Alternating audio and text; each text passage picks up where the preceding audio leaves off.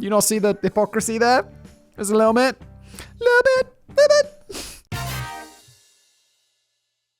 Just before we get started with today's video, it's time for YouTube's most ironic sponsor read, because the bald man is going to tell you about Keeps, a service that allows you to keep your hair, which obviously he didn't use. And the reason I didn't use it, because it didn't exist. Look, what do they say here? I think they say 2 out of every 3 guys will experience hair loss by the time they're 35, which I honestly wish was the case for me, because then just about now, I'm 35 years old, I'd start seeing that little bald spot appear in the back of my head, rather than that happening when I was 25, then growing very rapidly.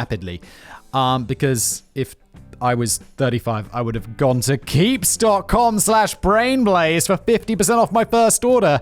We're getting ahead of ourselves. Look, Keeps is fantastic. They offer clinically proven, research-backed treatments to stop hair loss. You also get 24/7 care and support. They've got this network of medical advisors, prescribers, and care specialists who can support you in making your hair goals a reality. And look, all you need for that hair goal, keep it. Keep it on your head. Don't be like old fact boy. Don't think, oh look, it's that little spot at the back. It's fine, it'll probably stop. It won't stop. It will keep growing until you're a baldy. Each treatment plan comes with a full year of unlimited messaging, so you can connect with your prescribing doctor about anything, anytime, which is useful, you know. I don't know, you could have concerns, you could have, is it working? I don't know. Just ask them questions, like when you go to the doctor in, you know, the what's it called? Oh yeah, the real world, the physical presence world. You'd feel comfortable asking them questions, so I'm sure you can do the same about anything, anytime. There you go. Bingo. It's everything your hair needs delivered straight to your door. Easily subscribe to Keeps and get refill reminders so you'll never run low on the products you need to take care of your hair. That is super useful. I wish, do they do that for regular, like, other drugs? Like, I take drugs and you know, it's like, oh no, I've run out. And then it's a massive hassle. That's great, Keeps. I didn't even know you did that. You legends. Look, hair loss stops with Keeps. To get 50% off your first order, go to keeps.com/brainblaze or click the link in the description below. That's keeps.com/brainblaze. And now today's video. Hello everybody, welcome back to a brand new episode of Brainblaze. I'm Simon. Welcome. Wham's here. Danny writes me a script. Just looking at the title for the first time now. Professional. Like I was saying, extremely professional. Famous historical greats who are total dickheads. Oh my god, there are some people. I mean, Steve Jobs is always the one that comes to mind, isn't he? Like, this big guy, he's a super dickhead, but there are some real crackers in here. Let's go. Charles Dickens. Perhaps it's unfair to dismiss a legendary great from history as a total and utter dickhead. Just because they may have gifted an enormous contribution to the world, this doesn't magically make them immune from human flaws. But some had stranger human flaws than others. Take Charles Dickens, for example.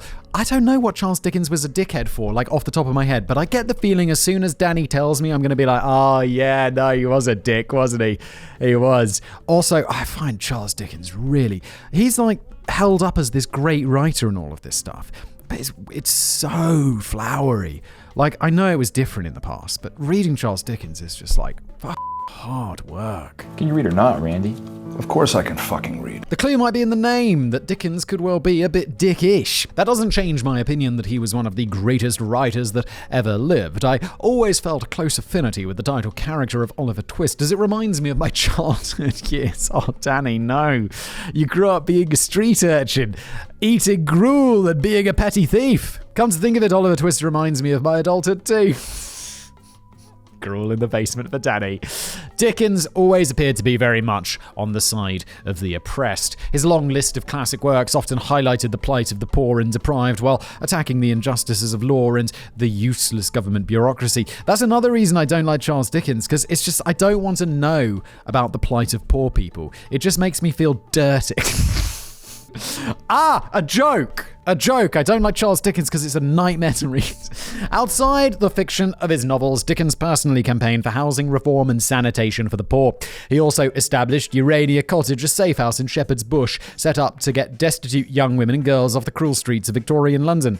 So far, he sounds like a legend, to be honest. So Dickens was a complete bellend by any stretch of the vivid imagination. I can't remember which author composed the timeless line, "It is a melancholy truth that even great men have their poor relations." But this clearly applied to the great man Dickens, as being a relation of his turned out to be a huge disadvantage. His own family always got the end of the walking stick. Dickens married Catherine Hogarth in 1833. The marriage lasted over 20 years, spanning the vast bulk of Dickinson's glorious literary career. The couple had no less than 10 children, which seems a bit excessive, particularly as it turns out that the creator of such legendary child characters as David Copperfield and the Artful Dodger didn't really care much for kids in real life.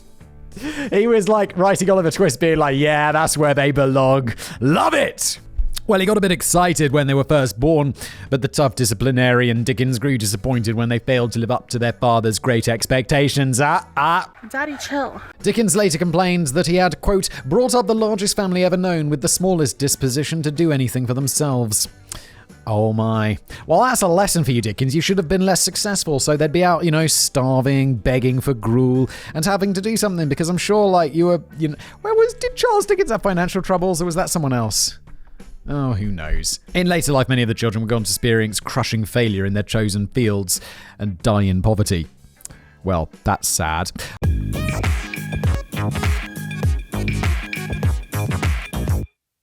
But Catherine bore the heaviest burden of the chains that Dickens forged in life. By 1855, Dickens had decided that he wanted some more, and he began writing the puns in this one, Danny. And he began writing to his first love, Maria Beadnell, with a view to rekindling their old relationship. Throughout the passion-drenched correspondence, Maria warned Dickens that she was no longer the young reporter that he once knew. I can't remember which author composed the timeless line, "The pain of parting is nothing to the joy of meeting again," but this clearly didn't apply to Dickens at all. Wait, are all of these quotes actually Dickens? After finally meeting up on an illicit date with his first true love, he later complains that she had grown fat, and the correspondence quickly dried up. She tried telling you this, Charlie. She was like, mate, I'm not the spring chicken that I once was. I've changed. She's just trying to tell you that that she's probably not what you have in your mind when you're writing these erotic letters to her, Charlie. Come on, man. Come on. Read between the lines, Charlie. But the future of the bustling Dickens house still looked pretty bleak when the 46-year-old author fell in love with the 17-year-old actress Ellen Nellie Terran, who had just taken a small part in his play. Dickens soon after literally split the marital bedroom in half before legally separating from Catherine and sending her packing with just one of the children for company. Catherine didn't do too badly out of the separation, as she was given a new house, a carriage, a George Foreman grill, and an annual income from Dickens, which will be worth about £26,000 today. That's all. Dickens was one of the... This was after his glorious literary career, and he gave her 26 grand a year. I feel like that's the average salary. Maybe it's a little bit less than that, actually. That's savage. I'm broke!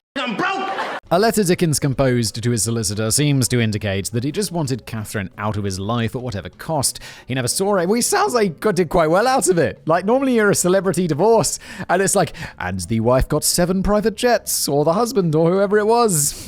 It's like, this seems reasonable. I know they didn't have private jets back in the day, but I'm being facetious. He never saw her again, but a legal separation was still a deeply controversial move at the time. There was no chance of divorce without him admitting adultery, and Dickens was fiercely keen to protect his good reputation, penning letters to the Times which dismissed all the rumours about his personal life as cruel lies. Oh, Charles.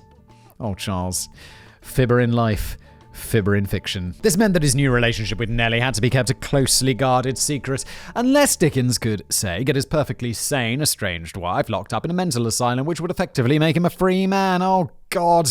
I do remember this now. What a dick. You're goddamn right. It's never been definitively proven that Dickens attempted to pull off this appalling scheme. Rumours circulated for years that he had asked his good friend Dr. Tuke to certify Catherine as insane, but thankfully his request was refused. I feel like thankfully it's like the answer to that should be no. You're a doctor. The answer's no. You shouldn't do your mate this sort of favour. Come on. I told you that bitch crazy. However, a recently unearthed letter from Catherine's neighbour at the New Pad claims that Dickens did indeed try to shut her up in a lunatic asylum. Poor thing. And it's interesting to note that at around the same time that Dickens allegedly had his request turned down by Dr. Tuke, their friendship dramatically fell apart, and Dickens soon began referring to his former buddy as a wretched being and a medical donkey. Charles, you sound like an absolute belle. I mean, I know you did a lot of good things and you wrote a bunch of stuff that other people like. Not me. But this is some real belle behaviour, mate. Perhaps it was Dickens himself who had been driven slightly mad by the rumours and the secrecy and the shame. But unlike Ebenezer Scrooge, there was no sign of redemption in the imminent final chapter of his life. He and Nellie were forced to hide their relationship and lived in separate houses until Dickens dropped dead as a doornail in 1870. For Dickens and Nellie, those final years were the best of times. They were the worst of times. All right, Daddy, chill out. Henry Ford. Well, Henry Ford, wasn't he a bit of an anti-Semite? Wasn't he like all up in there with he wrote these like newsletters and where he was all like, it's the fault of the Jews. I'm not sure if that's true, so let's just say allegedly for now, and let's rely on Danny for the facts about his alleged anti-Semitism. Here's a question you won't get asked very often. What kind of posters did Adolf Hitler put up on his bedroom wall when he was a kid? Peter Rabbit, Harry Houdini, the all-star yodeling vixen of Salzburg? We may never know the answer to that one, but what we do know for certain is that in later years, the grown-up Hitler had taken to displaying a life-size portrait of his idol in his office. And who was this mysterious receiver of Hitler's hero worship? I totally know, it's Henry Ford, which is so crazy. It was the American industrialist, Henry Ford. I mean, and it's not to say like, yo, maybe some serial killers out there have pictures of, I don't know, like Tom Cruise up in their bedroom. It doesn't mean that like Tom Cruise is in any way associated with serial killing, but as we might see, it might be different in this case a little bit. Now, it's fair to say that Henry Ford changed the world for the better. The father of the automobile made it possible for the middle class to own a cheap and cheerful car, the Model T, for the very first time. Along the way, he revolutionized the entire industry and developed the moving assembly line of production, bringing each specific task to the worker instead of having them all constantly mooching around the factory like lost lemmings. An incredible innovation. He treated his workers pretty well too. Ford believed that happy and well-paid workers with plenty of leisure time were more productive and dedicated to their job. Yeah, there was also a selfish thing in that as well, because if they were just working at the factory all the time for wages, they would have no time to purchase cars, and he knew that he needed more people who had money and free time to purchase and use cars. I mean, it's kind of like a weird thing of capitalism, that, isn't it?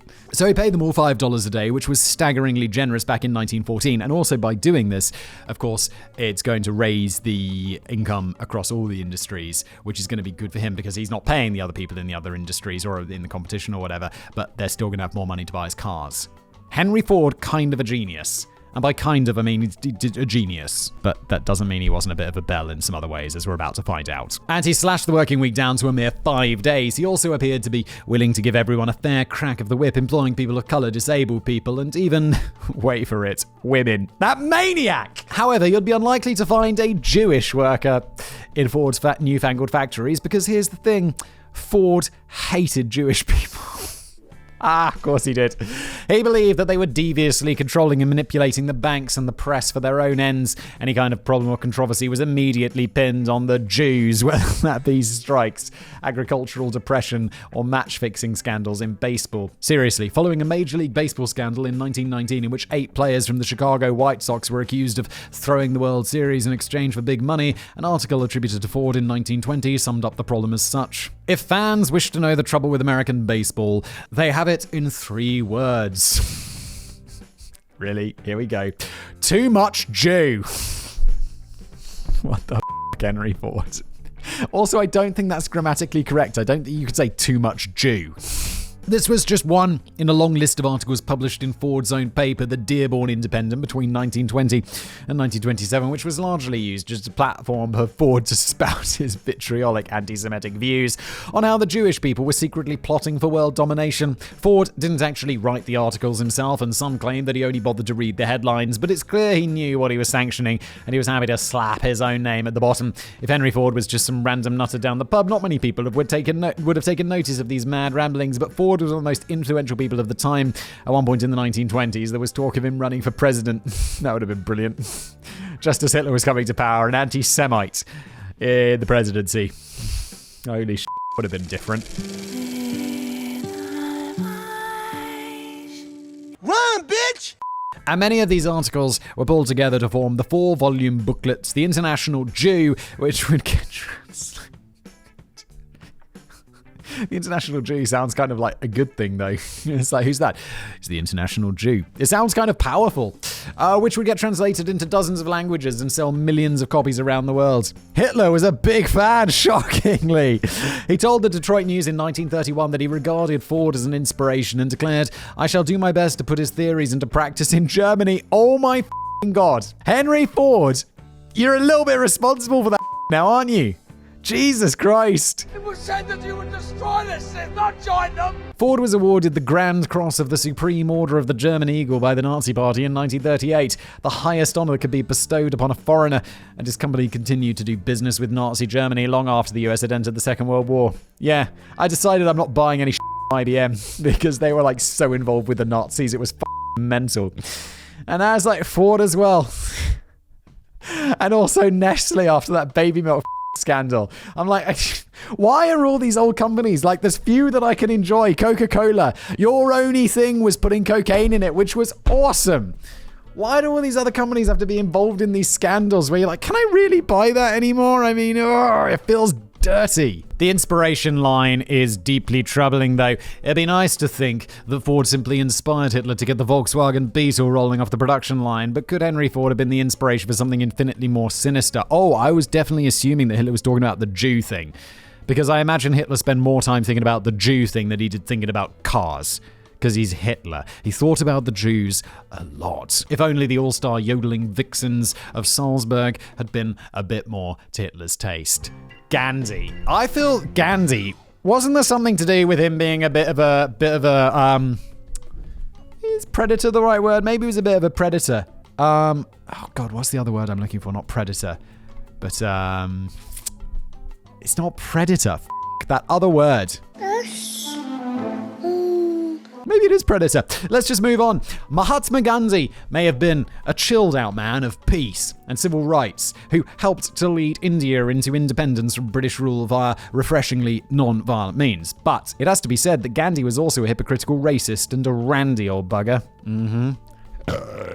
Although he took an official vow of chastity at the age of 38 and instructed his devoted followers to do the same, Gandhi was determined to keep testing his restraint until the very end of his life. This involved regularly sleeping and bathing naked with young, voluptuous and equally naked women of his choosing just to prove that he could resist the temptation of getting jiggy with it. Gandhi, that's weird though, mate, isn't it?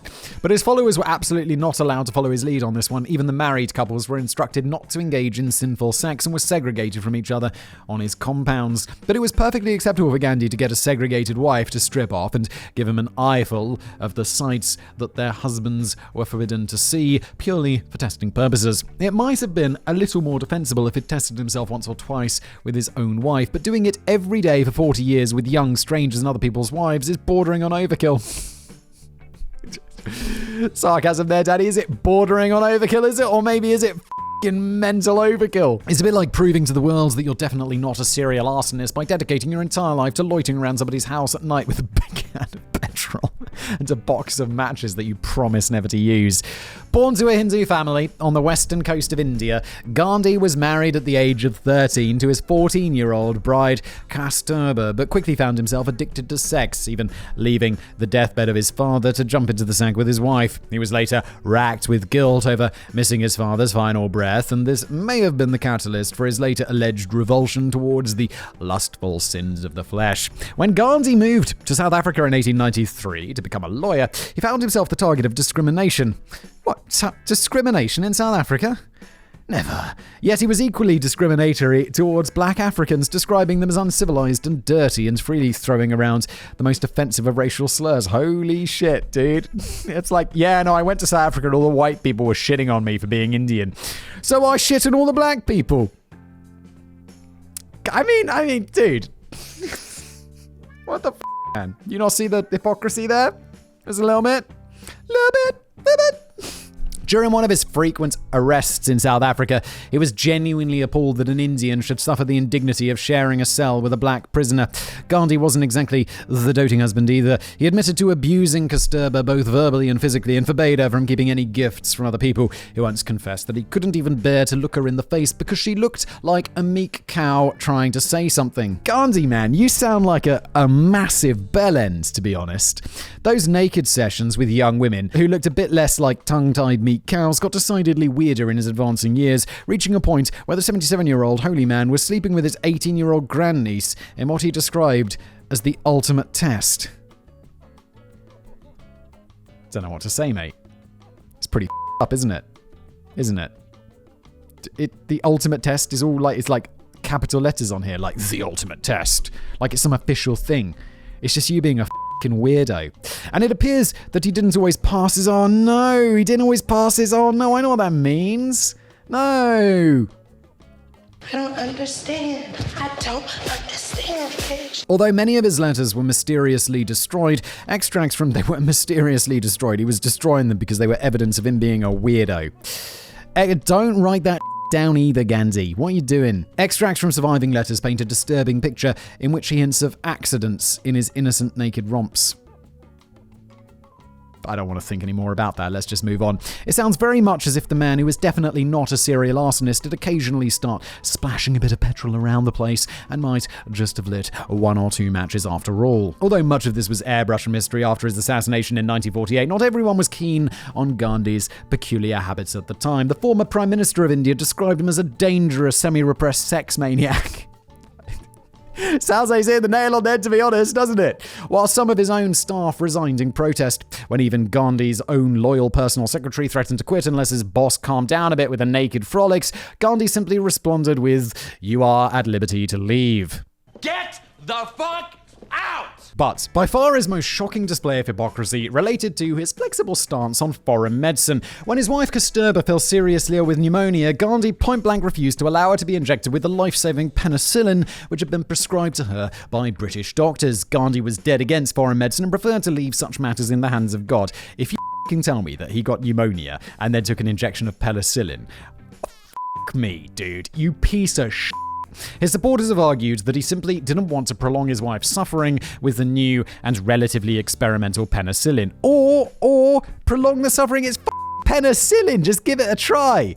After being denied the medicine and leaving it in the invisible hands of the man in the sky who was not a qualified surgeon, Kasturba died shortly thereafterwards. How about, I know it's a shocking idea, but we let Kasturba make the decision in that case, and not her husband, because she's not his property. But it was an entirely different kettle of fungi when Gandhi himself became seriously ill with malaria just 6 weeks later. When the British quacks offered him the foreign muck quinine to help save his life, he was getting through that funky stuff like it was going out of fashion. Just a little bit hypocritical, no? Yes, not the only hypocritical thing in this entry, is it, Gandhi? Even the ruthless criminal mastermind Fagin from Oliver Twist may have felt inclined to raise a shocked eyebrow at some of Gandhi's more dickish behaviour. And he was Jewish. Was he? Oh, well, there you go. Fun fact. This was an episode of Brain Blaze. Thank you so much for watching. If you enjoyed being here, make sure you smash that like button and subscribe, and I'll see you next time.